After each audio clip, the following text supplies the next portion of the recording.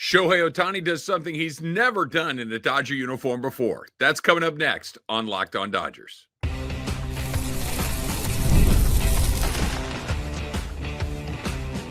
You are Locked On Dodgers, your daily Los Angeles Dodgers podcast. Part of the Locked On Podcast Network, your team every day. Welcome to Locked On Dodgers. My name is Travis Rogers. You can find me on Twitter and Instagram, spelled just like Dodgers, RODGERS. Thanks for making us your first listen every single day, free and available wherever you get your podcast, never behind a paywall. Make sure you check out our YouTube page as well. If you are somebody that likes to look at your podcast, that is a great way to do it. Today's episode of Locked On Dodgers is brought to you by FanDuel. Right now, new customers can get $150 in bonus bets when your first $5 bet wins. So check that out with FanDuel. Let's talk about the weekend in Kansas City, right? Dodgers win 2 out of 3. They stay hot. They continue to grow that lead in the National League West. But the big part of all of this is that Shohei Ohtani did something that he has never done in a Dodger uniform before, which is he pitched multiple innings. He finally got into that second inning in a Dodger uniform for the first time. We'd seen him pitch a couple of times before, both times just a one-inning outing, and this is the first time we'd seen him pitch on the road. This is the first time we'd seen him go multiple innings, and I think it would be very hard not to look at what you saw and not come away with it feeling awfully good about what it was. Now, I understand this is the first game I should say the only game in the KC series that the Dodgers lost, but I think there's a lot of good stuff in that game from Ohtani in particular on the mound that Dodger fans can feel very, very good about. Number one, and this is what we're going to say about Shohei, just about every time, I think this is the key until we get into probably the early part of August. So we have about a month to go before I think we can really start to look at what he did statistically, what he did as far as setup, what he did as far as able to attack opposing hitters. I think that's important now, but it's not number one on the checklist. It's somewhere further down. Number one on the checklist right now, today, tomorrow, and at least for the next month, if not maybe even 45 days or so, is did he get out of there healthy? Did he get out of there in one piece? Is he ready to take his next start? Did you have any physical sort of setbacks? And from everything that we've seen and everything that we've heard, the answer is no. So Shohei took that next step in his development, and he went 2 innings, and you feel pretty good about it. So that is a huge check box, feeling pretty good right there. I heard something interesting about how to kind of look at this as far as where he is. This is basically where he would be if we were somewhere in the middle of February in spring training, where he's been, couple of starts, more than, finally going for the first part or going beyond an inning for the first time. And I kind of like that. It's so weird that he's doing rehab starts, and let's not fool ourselves. That's exactly what these are. He's doing rehab starts in the major leagues because he is one of one, because he's got to lead off for this team, because he's leading the National League in home runs and runs scored and triples and God knows what else. He's been absolutely extraordinary. You can't say, hey, go down to AAA, go into the IE and pitch a couple innings down there against minor leaguers, go buy him a spread and all that stuff. This is hey, let's do your rehab starts here in the major leagues against major league hitters and the Rockies, but major league hitters, and see how it looks. And so far, it's looked really good. So let's talk about what the actual numbers were when he went out there. The big number that's going to jump off the page at you was the fastest pitch of his major league career, 101.7 miles an hour. When I saw 102 pop up on the scoreboard, it was, eyeball emojis, right? It was one of those, wait, what? It wasn't just the fastest pitch that he's thrown this season. It wasn't just the fastest pitch that any Dodger pitcher had thrown this year. It wasn't just one of the fastest pitches that we've seen in the major leagues this season. It was the single fastest pitch that Shohei Ohtani has ever thrown in his entire major league career. Whoa, dude, right? This is after a second Tommy John surgery. This is, shortly. Well, maybe not shortly. Maybe that's a bad way to put it. Or at least at the early stages of his rehab in the major leagues. He's been, keep in mind, let's rewind the clock a little bit. there was speculation, and this is not just fan speculation. This is not even just media speculation. There was at least this much, and I'm holding my fingers pretty close together right here, this much of an opportunity for him to pitch towards the end of last season in the postseason. Remember, we were talking about, hey, maybe you can use Shohei Ohtani out of the bullpen. If you get to a point where you got to get a couple of outs, is Ohtani an option? And Dave Roberts and Andrew Friedman, they never fully closed the door on that. It was one of those, we don't want to, we don't expect to, he's not this, that, or the other, but it was never a no chance, no how, no way. So he's been close for a while.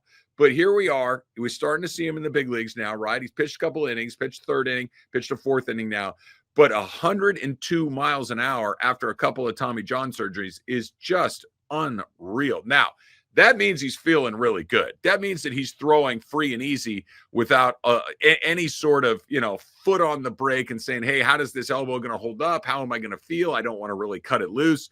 If this is him holding back, what is he going to throw 140 miles an hour when he lets it rip? No, of course not. So this is him feeling great. Now, the question, I think, is, do you want that? Let's go back to his first start against the Padres where he hit 100 miles an hour a couple of times.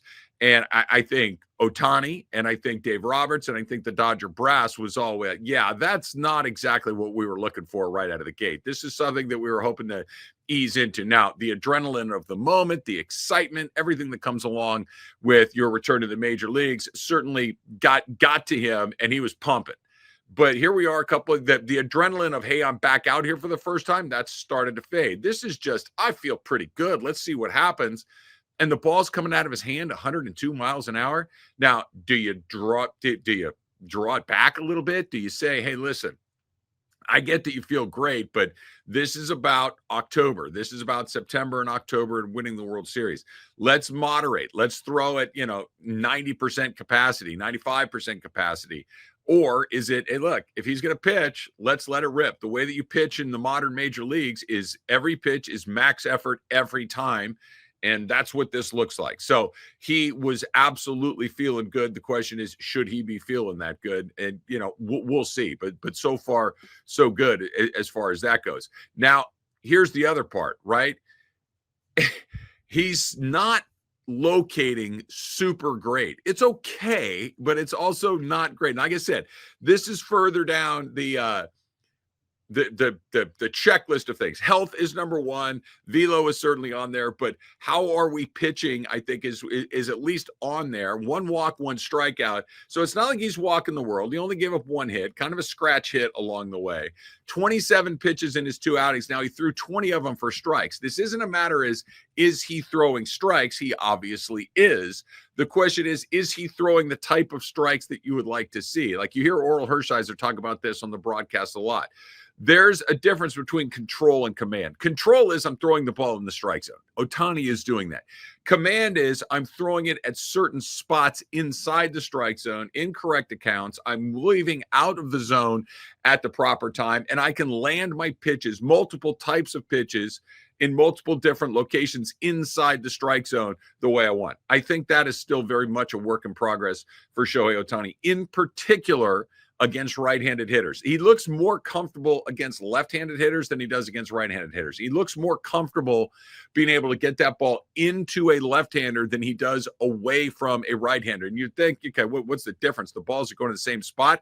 Watch these games. He's having trouble landing pitches away from right-handed hitters. He's missing into the left-handed batter's box to his glove side when he's attacking right-handed pitchers. And they're not just misses, they're bad misses. They're way off of the mark. So something to keep your eye on. Again, down the checklist as we get him more and more. We'll see what it looks like in his next start. Maybe he gets a third inning. Maybe they can stretch him out at 2. Again, this is a very slow, deliberate process for him to continue to find his footing on that mound, but another great step in the right direction.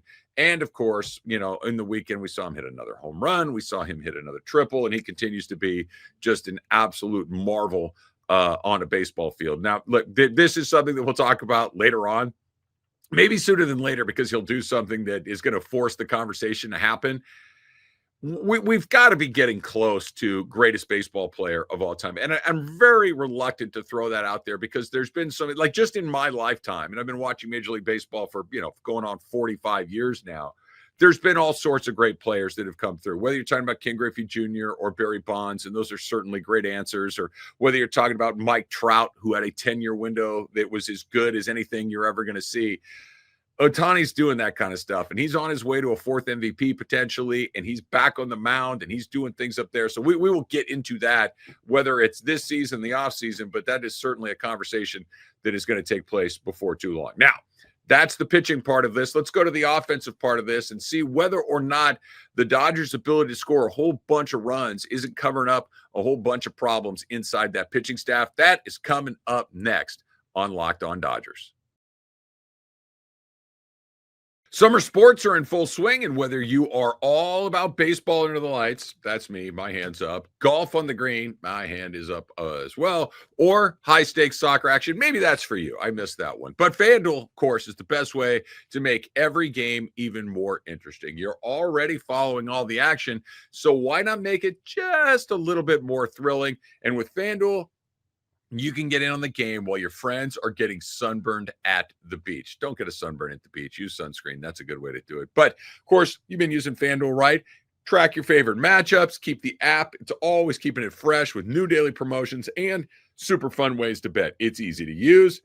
Fast to pay. That's important. Who doesn't like fast to pay? It makes even regular season games feel like must-watch events. Get a little juice in there, right? So whether you're placing a same-game parlay or watching the bet ride into that ninth inning, FanDuel makes it feel like you are part of the action. And if you're new to FanDuel, new customers, you can bet just $5 and you're going to get $150 in bonus bets if your first bet wins. So open the FanDuel app today or visit FanDuel.com to get started.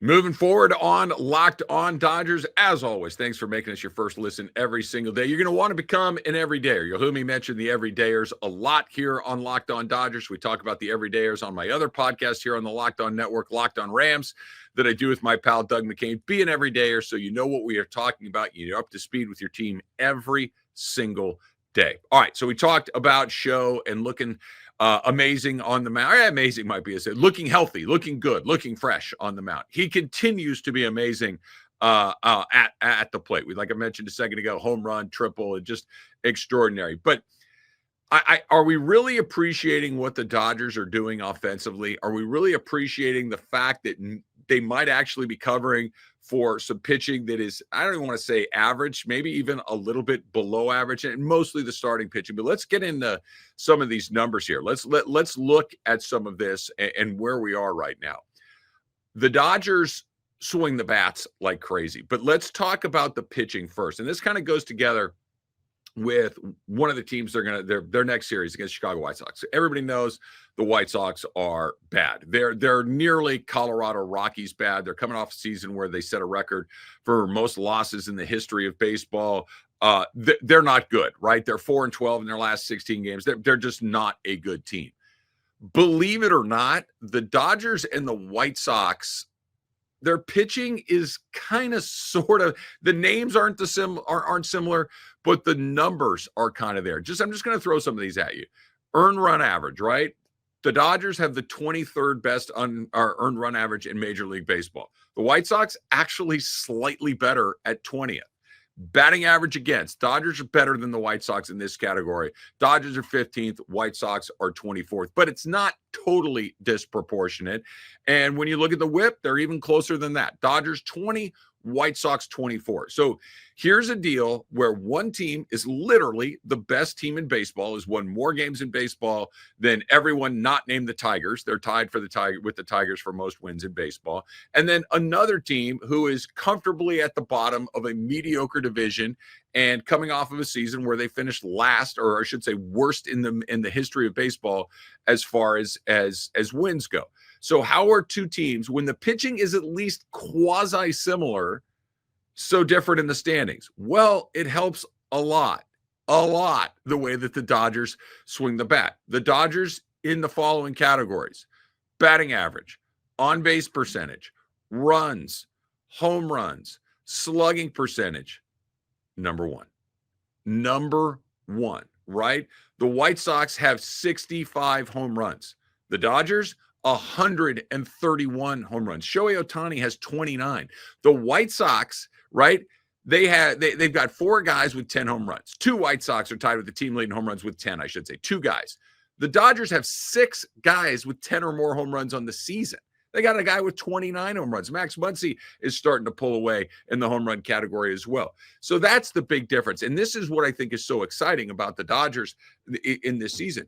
And I know that they've won 7 of the 9 on their road trip. They're coming back to play the White Sox. They'll probably win a couple of those, if not all 3 of them. They're playing well. They're starting to open up a nice lead in the NL West. And it really, at the beginning of the year, if I would have told you, hey, by the time you get to the All-Star break, Dodgers going to be about 10 games ahead, you go, yeah, it sounds about right.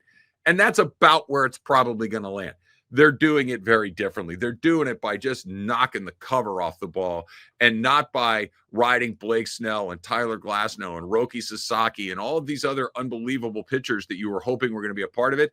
They're doing it with guys whose names you might not have known at the beginning of the season or maybe didn't expect much from, like Clayton Kershaw, and an offense that just grinds every single night, right? It just, even when they get off to, I don't want to say a slow start, but when they don't score runs in the first few innings, how deep into a game when you're watching does it have to get before you're like, hey, I don't know if they're going to be able to get to have enough runway to pull this one around.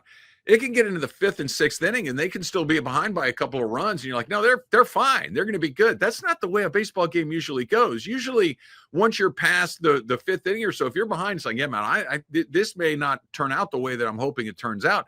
They always find a way to score runs. They always get into that bullpen. They always start to tack on once you get into that second and third guy. You get to the 4th and 5th guy, forget about it. They continue to just be offensively dynamic up and down that lineup, and you're starting to see, one guy cools off a little bit, another guy starts to heat up. This is not me taking a victory lap on Max Muncy. This is me saying I've watched a lot of baseball over the years, and guys like Max Muncy don't forget how to hit. They can have a bad week, 2 weeks, a bad month, maybe a bad month and a half, but if you're a 30 home run guy, you're probably going to be a 30 home run guy. And I don't mean you hit 30 home runs once. I mean, you hit 30 home runs just about every year you've been in the big leagues. It probably means you're going to hit 30 more. And that's where we're headed right now. And if it's not him, it's Will Smith or it's Ohtani. And Betts and Freeman have cooled off a little bit. They're not going to stay cool. They're going to come back. And this is what the Dodgers do, that even when their pitching has been problematic, their starting pitching in particular, they're finding ways to win games. And you've heard me say it. Everydayers know what I'm about to say again. They haven't played well. They have a nice, comfortable lead in their division. Their pitching staff is still more than 50% on the rack, starting pitching staff, and yet they have one of the best teams in baseball. What happens when they play well? What happens when Blake Snell rejoins the team? What happens if and when Tyler Glasnow rejoins the team? What happens when Shohei Ohtani gets stretched out beyond a couple of innings? What does that look like? If that offense, if this is their base level of offense, and by the way, I think it is, right? You've seen some guys, Will Smith in particular, Shohei's having another great year. There's some guys, Pajes, above the line, but most of these guys are kind of at the line or even slightly below.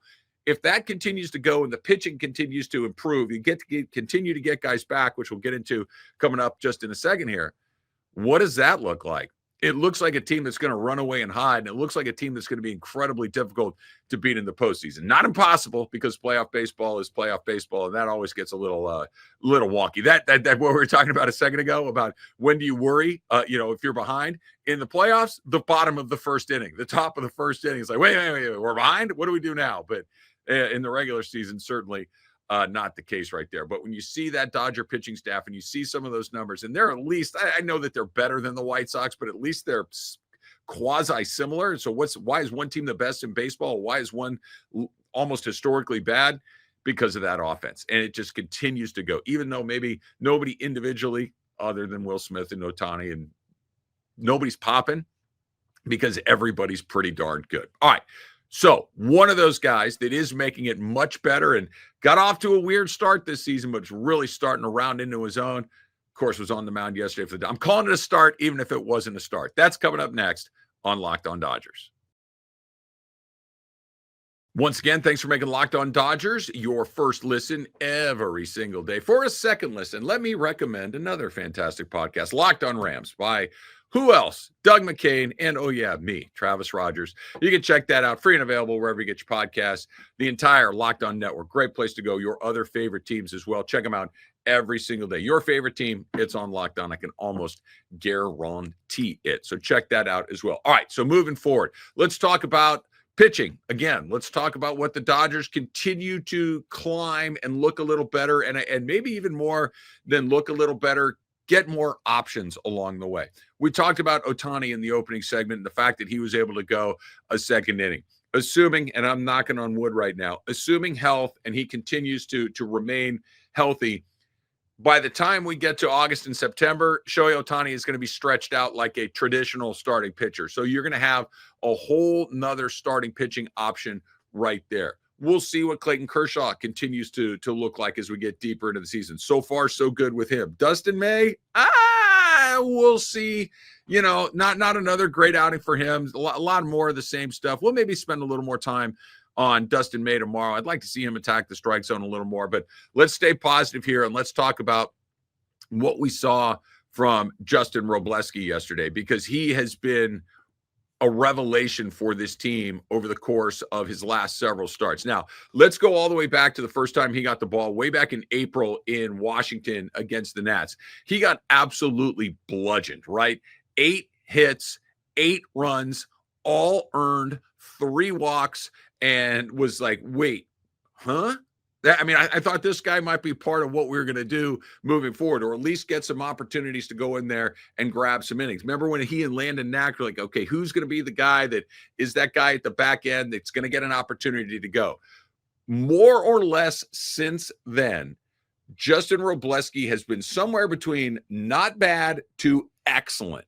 And I think yesterday against Kansas City is a great example of excellent. 6 innings pitched, just 3 hits, most important stat of all, 1 walk, struck out 6 guys, was consistently sitting in the high 90s along the way. And that's not me just cherry picking a start. Let's go to his last time. And I'm calling all of his outings starts, even though they're not starts. He's kind of that middle guy, but we're talking here are the innings pitched that he's had so far. 6.55, 4.1, 6.45. He's a starting pitcher, even if he's not pitching the first inning. But the big number is the walks, right? Just 1 against Kansas City. Couple in Colorado, always create some grace in Colorado. Couple of zeros before that. The one other start that wasn't great was in St. Louis back in June. 3 walks there, but again, it wasn't a terrible day. 3 walks, 6 hits, just kind of a mediocre day before that against the A's. No hits. Or 1 hit, I should say, and no walks, 4 strikeouts against the A's. But you've seen his ERA when he had that terrible day against Washington come in and start and kind of post a number that was a nearly 15 ERA. And here we are, nearly below 4, 4.08, and the dude is locked in. He's looking more and more comfortable. The more you see him go, he's getting more and more confident. And it's going to sound kind of weird, but I thought there was a really interesting play in that the Royals game yesterday, where he busts a guy in on the hands and he gets a little soft pop-up right back to the mound, and he kind of just very casually takes a step or 2 back and catches the ball right behind the rubber. And the comfort in which he did that, the ease in which it's an easy play, don't get me wrong. But you see guys have that moment that are uncomfortable on the mound, and they're a little skittish. They're going to make the play, but this was somebody that you could tell was comfortable pitching in the major leagues. You could tell has found their groove, that you can tell might not be worried about, hey, if I have a bad outing, am I down on the farm again? And am I ever going to get back? Am I going to be a guy that's used as a trade piece going out? This is a guy that is comfortable in his own skin. And I don't care if you're a pitcher, if you're a catcher, whatever you're doing, if you have confidence, it's all of this. It's everything. And right now, he's pitching with a great deal of confidence. And it's not just him, but you can tell that he's taking that leap up to that next spot. He's taking that step to where, yeah, you can give him the ball every 5th day. And not only is he going to pitch pretty well, he's going to pitch for a relatively long period of time.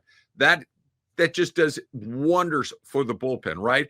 Instead, you might have an opener who pitches the first, but if you're eating 5-6 innings in the middle of the game, it lets all your higher leverage guys, whether that's Alex Vezina seems to be pitching. Tanner Scott, Kirby Yates, these guys, Bonda, these guys that are pitching high-level innings, they get a couple of days off during the week. It is everything. And more guys are starting to fill that role. We'll see whether or not Tyler Glasnow can fill that role when he comes back. He's down there. We've seen Emmett Sheehan start to make some progress, both at the major league and the minor league level. I mentioned Ohtani a second ago. How much longer does Clayton Kershaw continue to be able to pitch Dodger teams into the 5th and 6th inning? It's a huge option. It's not the way that they lined it up at the start of the season, but the idea that they had at the start of the season is starting to take shape. I remember talking about this in spring training on my radio show here in Los Angeles, 710 ESPN, the Trav and DeMarco show, 9 to noon every day on 710. They had so many redundancies that even if guys started to go down, that even if guys needed a breather, even if guys had a little tenderness or whatever it might be, that you had so many options. Like we talked about, go back to the beginning of the year. You had Snell, you had Yamamoto, you had Sasaki, you had Glasnow, and you had May, right? But you also had Tony Gonsolin. You knew that Shohei Ohtani was coming back. You knew that Clayton Kershaw was coming back. That's 8, okay? If you're not counting along, that's 8 different guys. And then if that wasn't going to be there, you had Bobby Miller, you had Emmett Sheehan, you had Justin Robleski, you had Landon Knack. Now we're up to 12 guys. And you're thinking to yourself, you're not going to burn through 12 guys. Well, they kind of did, with the exception of Yamamoto and May. All of those guys have missed time for one reason or another or haven't come back yet. But that is a whole bunch of guys. But you're finally starting to see enough optionality, enough healthy bodies, enough high-level performances where you actually can start making some choices. And again, I said this last week, the everydayers will know it. I think this is going to be interesting to see what happens with Yamamoto, what happens with May as we get into the second half of the season. Not that they're hurt necessarily, but can you get them off their feet for a week, a couple of weeks, 3 weeks, and just let them refresh a little bit? Because the days of trying to make your 30 starts in the rotation, throw 250 innings, I don't think it's a thing that anybody's even trying to get done. If you back into it, great, I guess. But what do you get for who, for what, in the immortal words of Allen Iverson along the way? That the Dodgers have some options, that the Dodgers can pick and choose who they want to go into this. You're finally starting to see some fruit on that tree and things come together for them in the way that they designed. Some, more guys than you have places to put them. That's very good news. And it looks like Glasnow, Snell, maybe some others in the bullpen will be back sooner than later, so we can get into that as we get later into the week. Up next, the Chicago White Sox, and right around the corner, Clayton Kershaw, strikeout number 3,000, also coming up as we get closer and closer to the All-Star break, closer and closer to the Dodgers kind of putting this thing in the cooler, too. A long way to go, but it does feel like the Dodgers are finally starting to create some comfortable breathing room in the National League West. We will be all over that moving forward. Thanks again for making Locked On Dodgers your first listen today. For your second listen, check out the all-new Locked On MLB Game Night. Every game, every night, all season long. Get local analysis on a national scale. Find MLB Game Night on Locked On MLB on YouTube or wherever you listen to your podcasts. And, of course, after each and every Dodger game, you've got your postcast. Pete Fox has got you covered with that. That is a great way to get ready for all things Dodgers. Until next time, my name is Travis Rogers. This is Locked On Dodgers, and go blue.